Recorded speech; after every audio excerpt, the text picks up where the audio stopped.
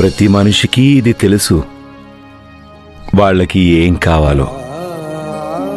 కానీ మనుషులకి ఏం అవసరమో అది కేవలం భగవంతుడికే తెలుసు. అందుకనే సహనాన్ని, నమ్మకాన్ని ఎప్పుడూ కోల్పోవద్దు. నీకెప్పుడు అనిపించినా జీవితం నువ్వు ఆశించిన విధంగా సాగటం లేదని అప్పుడు అర్థం చేసుకో, అక్కడ ఈశ్వరుడి అభీష్టం సాగుతుందని.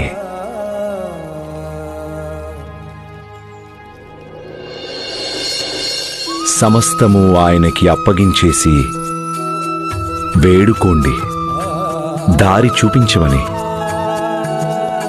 ఆయన వింటాడు.